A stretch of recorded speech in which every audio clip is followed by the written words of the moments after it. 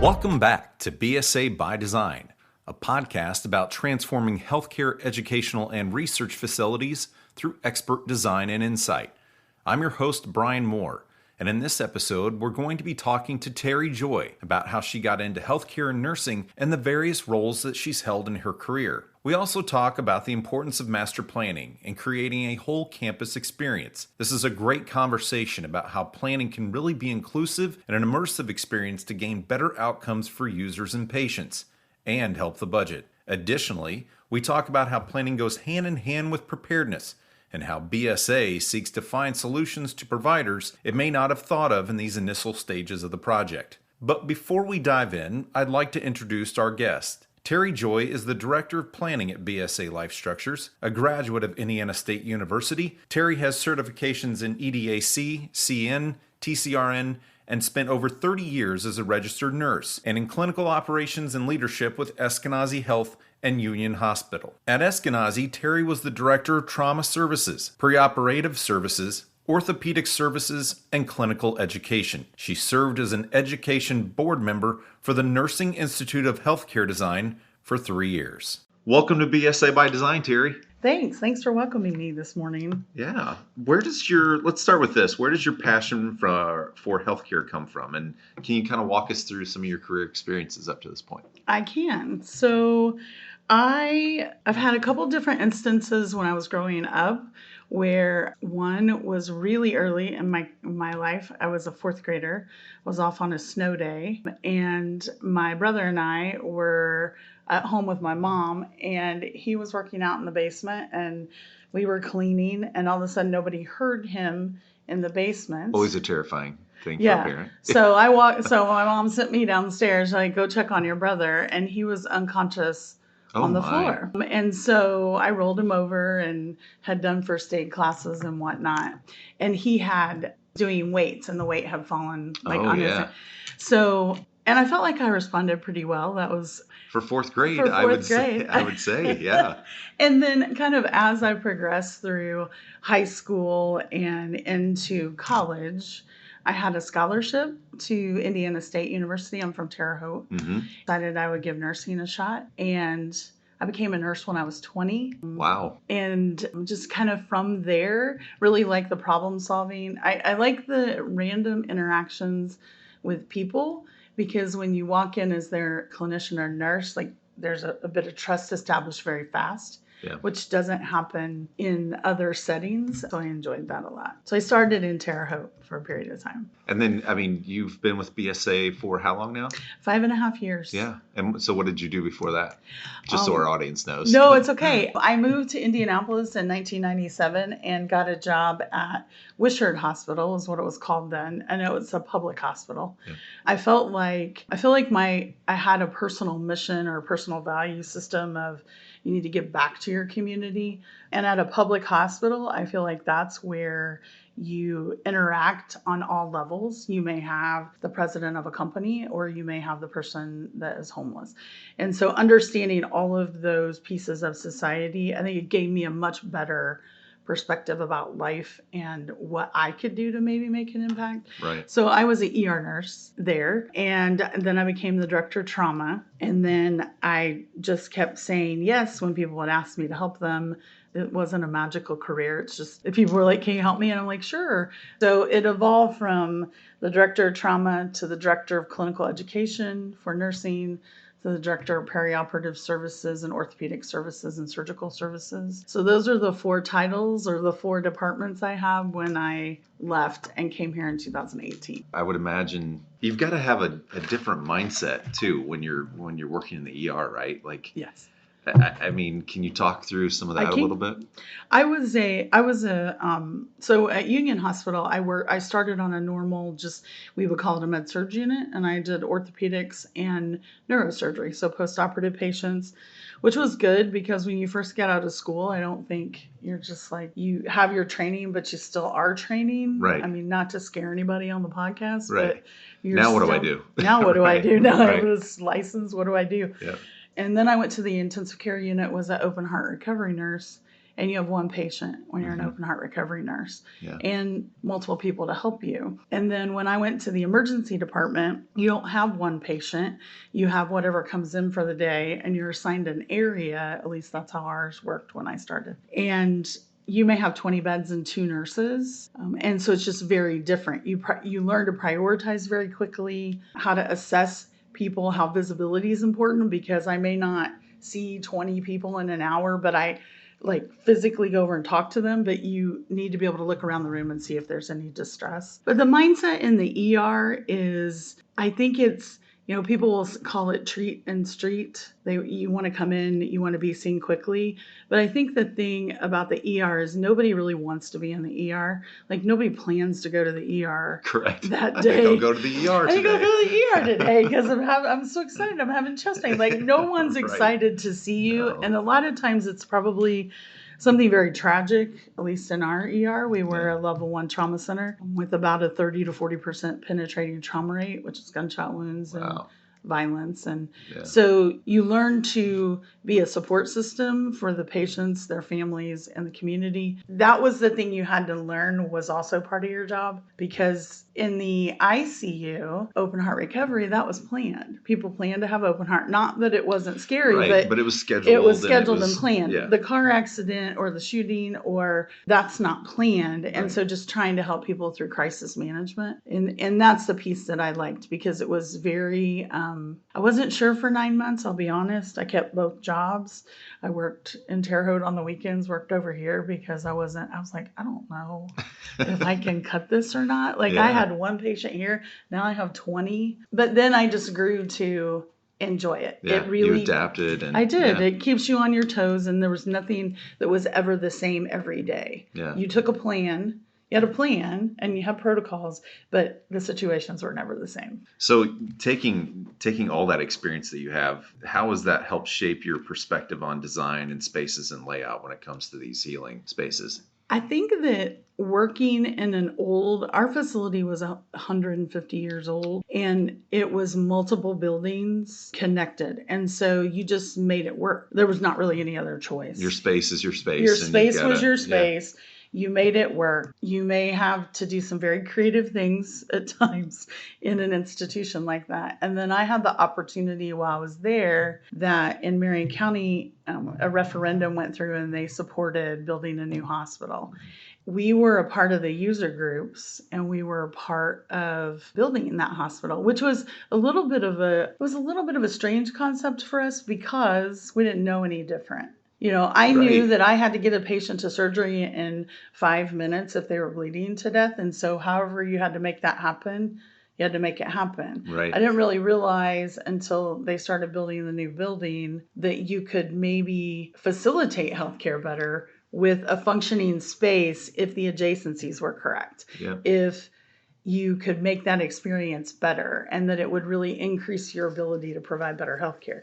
I think that was the most eye-opening thing for me, working with a design team first as a clinician. I was like, what do you mean you can put that there? Oh, that's perfect. It doesn't have to always be. It doesn't have to be over here, a half a mile down the road to get my elevator, or my on a one completely elevator different floor, or so that was interesting. Is that some of the appeal of when you moved out of the roles that you had into working at BSA? It was like I could do this with a lot of different clients and a lot of different spaces. I think so. It was very eye-opening when we moved into the new hospital, and things were not as hard. And I don't think anyone realized how that affects your mental health and your well-being and your ability to provide maybe more care or better care, or maybe you're not as grouchy as the care provider because it's easier.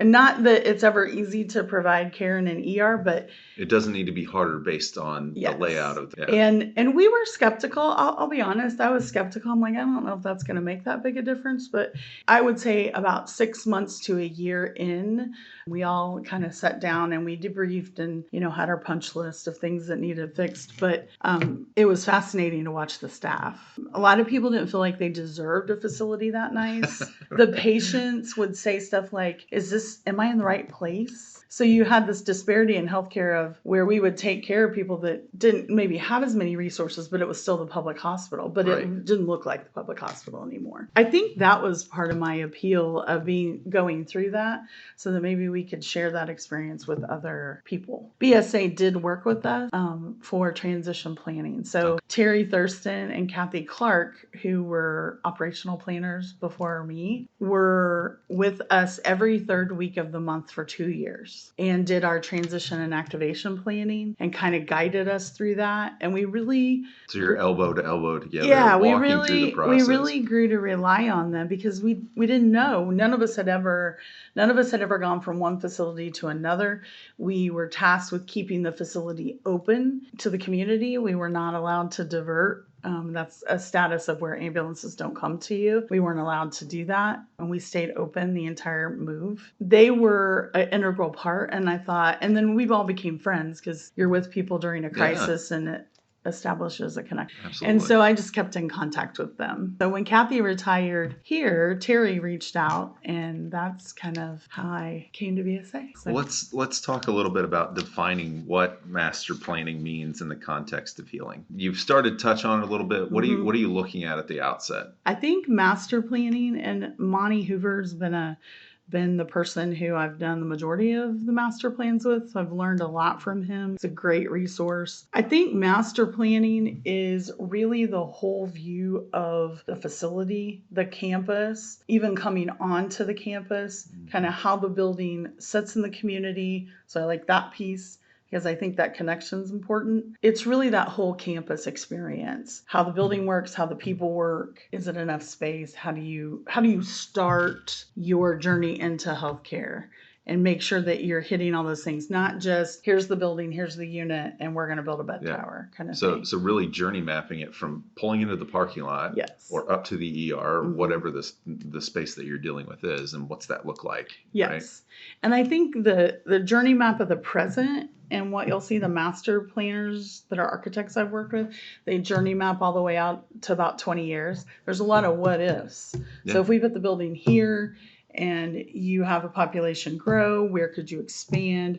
So there's usually this current state assessment, and then what's it going to look like in 5 to 10 years? And then what are the opportunities for this site 20 years in? The client likes that because I think they use that as their what ifs if they're sitting there trying to figure out where they're trying. Roadmap of sorts. Yes. Yeah. Let's touch on that a little bit. What are some of the evolving needs and challenges in healthcare design currently? I mean, like you said, you've got a ton of past experience of being in it. And where does it seem like it's going? I think some of the challenges right now are, I think staffing is a huge challenge. Not that wholeheartedly affects design, but it's starting to, because you're very lean with your people, but yet you're still taking care of maybe 1 or 2 environments. How do you save an institution money, make it the most efficient, and still support? I think the layouts of the building, what I'm seeing is that's becoming much more important to the client. Whereas before you would plan with maybe the intensive care unit, the ED separate, the OR separate, interventional radiology separate, and now you have to look at that. Okay, more integrated, and who's responsible, and can we keep those areas close to save you some time versus you can be over here for several hours. We're starting to see that where they want to share responsibilities, especially with ancillary staff, with pharmacy lab. Maybe registration is serving more than one purpose at the beginning of a hospital. I hear lots of people, and including myself, we're starting to compare things to an airport where there's so many activities in healthcare now. Everyone has a phone. Am I registered? Do I really need to stop at this desk and wait in this line, or can I go directly where I need to go? And I think that that's really important. The skeptical side of me says make sure your infrastructure supports that. Do you have IT? Do you have backup systems? Because if this goes down, then you're back to 1985. It differs from location, right? So if you have a rural hospital versus an urban hospital, they may not have some of that infrastructure, correct? That's true. Yeah. What do you see as the strength of BSA's approach to master planning for some of our healing clients? I think the approach is multidisciplinary. I use that word a lot. Integrated is another word. BSA has a multidisciplinary team that can match their multidisciplinary team, because there's typically a physician. There's typically the C-suite or the administrators. And so what you see is it starts to align with BSA. And then if you put that group together in a planning team, then what starts to happen is like people will talk to like people and you can translate for them. And then everybody has their own language, right? Right. Yeah. And so I think it takes more than just the architect and the facility person, seeing that traditional model, but it also takes more than just me talking to the CNO. Right. The CFO is the one that is in charge of the money, and they want to understand the return on investment. It's not really that different from a hospital. It's just aligning those roles and making sure people can support one another. I think it makes people feel more heard. That, oh, you're that in your company, I'm that in my company. Let me make sure you understand my perspective. Yeah, my voice is being heard throughout this entire process, Yeah, right? I think that's important. What are some of those common challenges faced? I mean, you just mentioned a couple things, voice being heard and some of the challenges what are some of the other common challenges that you face during the planning process? Remembering that they're still running a healthcare institution, whether you're master planning an outpatient campus or inpatient campus, just really trying to understand I can't have them for 3 days to sit and interview them. So really, we've employed a few different tactics with some of the planning as far as we've done surveys. So we've tried to give different options to collect information. So that they can respond to them on their own time and Yes. You're not trying to block something off. And you need information for planning. You have to have data. You have to have volume numbers. You have to understand. You need to gather or explore. If you look at our innovation framework, during the exploration phase of planning, it's much more intense if we're trying to project what that campus is going to look like. Right. That can be very cumbersome to the client. So what we try to do is say, I think one of the things that helps, if I know what medical record system you have, then I know what reports they already do. Right. So we're like, just give us those. And we'll do our best. And you can parse through them. Yes. Gathering that information, and then I think going to the campus, walking the campus, anything that we can do independently to prepare to make sure their time's well spent, I think is important. There's a lot of, it feels like consulting based on your experience too, right? Yes. You're investigating, getting a lay of the land, and then you're able to pull in your knowledge. It is. And responsibility for patient satisfaction and staff satisfaction at a hospital makes you understand that parking and entry onto the campus, if that goes poorly, it is really hard to recover your patient satisfaction scores because people are anxious coming to the campus. And if they don't want to feel lost, if they don't know where to go, then what happens is they just become more anxious. They're frustrated. By the time they get to where they are, they're having a hard time processing. And so even if it goes perfectly from that point on, it's really hard to pull that to a positive experience if the first 20 minutes they don't know what they're doing. They've already had a bad experience before they even get to the caregiver, Right. and they're already anxious about something. Maybe it's a test or a MRI that they need or whatever. That makes a lot of sense. But parking and entry onto the campus becomes a very hot topic for everyone. I think parking is a hot topic for everybody, everywhere, right? Like it is. Where am I going to park? Well, you think about, you do that, right? I pick where I'm going to go eat based on whether or not I can park easily, right, and what time of day it is. We just recently announced that we're going to be moving our studio, right? And yes, it was one of the first questions that, where am I parking? Right. It is. It's what people care about. It's what they care about. Yeah. What are some of the strategies for mitigating these challenges and ensuring successful implementation of a master plan? I think that we start with using our internal benchmarks. We also use national benchmarks just because people want to know if what they're doing is like what other people are doing. Mm-hmm. And they'll say, and they want to. There's comfort in that, right? There is comfort in that. And I also think that I feel like healthcare, anyone that's working in healthcare goes to work to make a difference. I like that. And maybe that's not true, but that's just my vision of individuals that work in healthcare.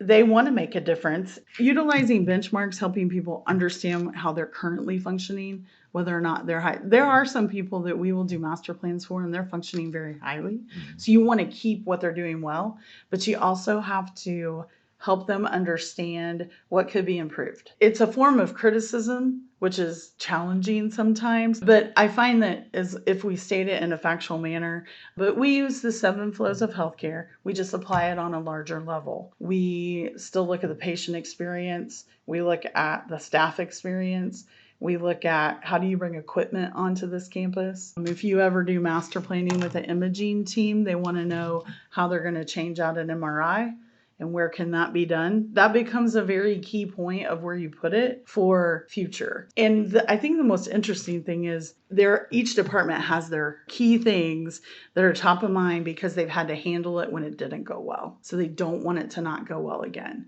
So just listening to the client will tell you what's not working. Just by talking. By talking, because as a clinician, you don't typically talk about that day was great. I did a really good job. The things you remember are things that didn't go well, that you either overcame and made a difference, or it didn't go well and you don't ever want to do it again. Now, those may be... That's just a human reaction, right? Yeah. It's a perception of... people tend to remember the negative or what didn't go well more than they will the positive. So when we capture those, we'll capture that when we do the initial interview, and then we try to categorize that into priorities for them. So we'll do like an 8 to 10 priority 1-page sheet that says, here's what we've heard, here's what we've seen, here's what we think the issues are. What do you think? And then we collectively agree on that, and then we start to work on the planning for them. Because I think they want to be a part of it. Individuals don't like to be told at all. Ask them, here's what I see, here's the 10 things that we've identified. Do you agree with that? Do we miss anything? And then we collectively get that at the very beginning, and then that kind of drives the plan. Versus us planning what we think is, this is what we think, this will be better, blah, blah, blah. And then they're not happy that they weren't a part of it. What are some of the advantages of having a well-executed master plan in healthcare? I think that it helps your budget and your priorities. When we do a well-executed master plan, we typically do a facility assessment. We look at your equipment. We look at kind of what your current needs are, where you could potentially expand. And usually there will develop 3 options for them. And if it's a more focused planning project, like it's more of a mini master plan and it's maybe they want it for the next 5 years, then we try to tie a cost sheet to that. Because when you do your budget for healthcare, if you're doing your hospital budget, you have a 3 to 5 year budget or strategic plan, and you're trying to figure out what can come out of my normal operating budget versus now I need to ask for more money from the system. So if they have a 10-year plan in front of them and they can see and they can match that to their volume data and to their financials, it helps them prioritize what may need to go forward or not. At least it's a place to start for them. In a lot of ways, the master planning is definitely impacting this cost efficiency, flexibility, and scalability over that period of time, right? It is. And what you'll see is if a facility has built a new facility, then a lot of times the architect or the team will do a master plan or say, because as they're building the building, they see what could be in the future. A lot of times people will contact us and say, can you validate this? Somebody else has done the master plan. Somebody else has done an initial master plan. They did this 5 to 10 years ago. Here's what we're seeing in healthcare. Tell us what you think and what are the differences and is it still accurate? So we use it as a starting point and do a QC on it, but it is a roadmap for them. Can you discuss integrating sustainability and wellness into master planning and the impact on patient outcomes and staff satisfaction? Sustainability and wellness, I think functioning in a clean air, clean environment became much more important during COVID. I did not know as a clinician when I was working until I gained responsibility for the operating room about air exchanges and what was negative, what was positive. You don't know that if you don't work in a sterile environment. But when COVID occurred and people were concerned about being quote unquote well, they wanted to know how often is the air being exchanged? Is it outside air? Those things. And I will say that the facility I worked at is 100% outside air. And Sam was the engineer on that project Sam Jackson when we were building, and really understanding how how staff wellness, staff safety is affected by sustainability, because that can really tax that system. I think thinking of those things up front is really important. And that was a conscious decision by the CEO from a wellness perspective. She wanted everyone in that hospital to not have, quote unquote, it smell like a hospital. And she wanted people to have fresh air, because the literature says fresh air helps you heal. So she's a physician. That was her conscious, but it turned out to be, and it's a LEED building. I think it's LEED Gold, that the facility I worked in, but it's just thinking of all those things ahead of time and understanding how it affects the building. You just mentioned the pandemic. How are factors like telemedicine and pandemics influencing planning and design? You started to touch on it with the air. What are some other things? We developed in the planning department for a project, we talked about a flexible platform of care. Areas now need to be able to be used. This is just our opinion. Areas now need to be used for more than one thing. And you really have to start thinking about what ifs. Part of my background, I had NIMS training, which is National Incident Management System training. So doing disaster management, environmental issues. You're the person at the hospital that has to work on that team. And there's a lot of planning that goes into, if I have 40 people coming in, where am I going to put them? So if I have a mass casualty at a Colts game, where does everybody go? If I have multiple people that come from overseas and they all have a fever and they have some sort of illness, where are they going to go? So some of the things that occurred during my career, I am a little bit of I won't say a prepper, but I am kind of a prepper. What if this happens? Right. I am a planner. So I think asking scenario questions during planning for pandemics, what I've heard people say is, that was just during the pandemic. That's not going to happen again. It's going to happen again. We want to be, the reason that you didn't do a lot of preparedness before some of these disasters or pandemics is because it's too expensive and it gets value engineered out. And there are just some things that I think we're responsible as the healthcare team or as experts in planning to say, okay, where are you going to put that? And where are you going to get the oxygen? Where are you going to get all the stuff that you need? Mm-hmm. Does that area have Wi-Fi? Because you have an electronic medical record. What if you lose power? What are you going to do? And when you say some of those things, sometimes the team's like, don't bring that up. Don't bring that up because it's too complicated. We don't want to talk about it. We don't want to think about it. So we'll use scenarios, or maybe one or two scenarios, and then put what we think the key issues are, just to get them to think about that. Yeah. Because you do have to be able to flex into, we call them soft spaces. So where's your conference room?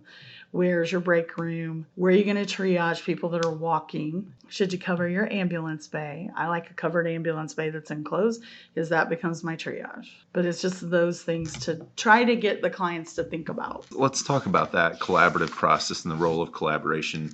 But this time between architects, engineers, interior designers, and planning with the healthcare professionals and clients in terms of understanding the unique needs of each facility. So how do our multidisciplines play into that? I think that what I have found to be successful over the last year is the integration has to be very high.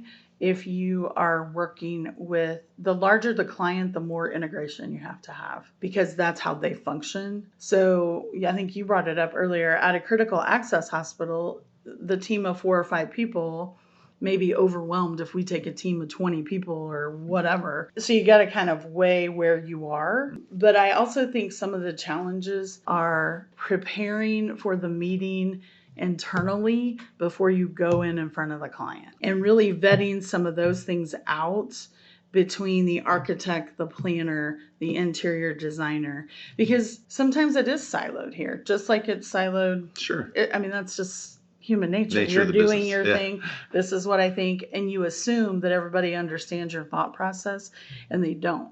Well, like we were saying earlier, everybody speaks a different language sometimes, right? Yeah. So what we've done on a couple projects is we'll sit and maybe have an hour conversation of, these are the decisions we need to get to. Here's how the clinicians in the room think. You tell me what you need, and we'll figure that out. But sometimes that internal conversation is really helpful, because I don't think we always know what the other person's going to say. And sometimes we think we're right, or the architect thinks they're right, and maybe everybody's right. Or you hear a different perspective and it does change your opinion. It does. Yeah. And so just maybe having that internal kind of team building and getting that kind of charrette brainstorming information on the table gets those viewpoints. And I find that when we go in the room, it's a much more fluid process. Yeah. And the client appreciates that, because then you're maximizing their time. It does maximize their time. Like, don't waste my time asking me 100 questions when I'm running a hospital. As we all know, the world, as we've discussed in many different things here already, is an ever-changing place. And some of the technology innovations that are happening right now, what impact is that having in planning? And the first thought I have is, of course, with AI, but I know there's other things going on. What are some of the considerations for future-proofing? Maybe future-proofing isn't the right term, but for healthcare facilities. The biggest thing that I've seen is technology makes things easier if it's done correctly. It makes it harder if it's not. And so really thinking about all of those low voltage concerns, I think that's the category that, I don't know, those on the podcast, if I'm not putting that in the right category, I'm sorry.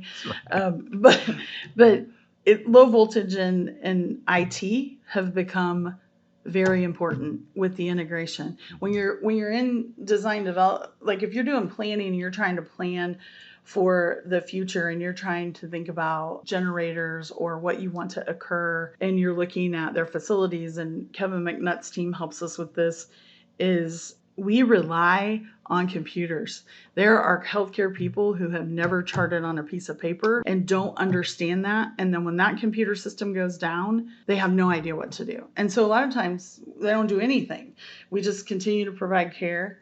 And so the downtime process is a consideration. I think placement of outlets, data, and items in a room or in an area, and where's your wireless and where's your data and how does that all work together? Where is all that? And really trying to collectively, at least once or twice, look through that with a whole team. Because in a room, historically you have a head wall and a patient bed, and you're trying to plan for all that. But now they have a robot in the OR that has to be grounded. I need to bring in, 30 to 40 pans of instruments on this side, and you put the door there and then the outlets here. It's really trying to coordinate. And the low voltage piece has started to become much more important with all that, especially with AI, ambient listening, and all of, because if you have ambient listening going on, which is really like almost like a dictation system for the room, then you have to think about, okay, so is that fan affecting that? Is the beeping on the machine affecting that? Is like what noise level, and making sure that's tuned correctly once everything is loaded in the room. And it takes a bit of mapping, and you really have to have someone in tune to that. So the last thing I want to ask is, we often hear about how important it is to put planning at the forefront. Can you share the value in seeking expert guidance and kind of wrapping this all up a little bit in planning and the design process?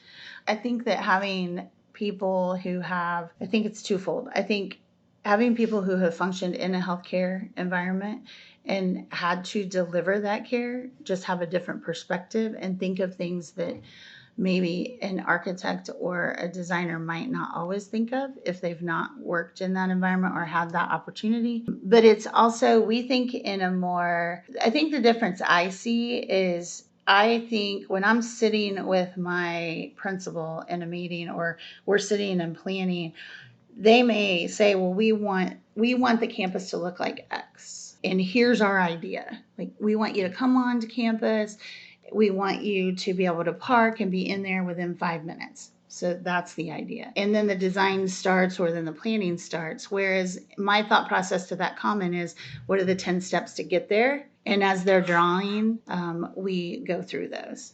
So Tim Boschy and Tim Spence and I did this a lot on Houston Methodist when we were planning. And we did this in the evening when they would give feedback, and then they would sit and draw, and then they would turn their iPad around and say, what do you think? And then I would apply my thought process to it. And so how about this? How about this? Yeah. And then, or Tim Bashi would not let me draw on his iPad, but He's said, very protective. Don't touch the iPad.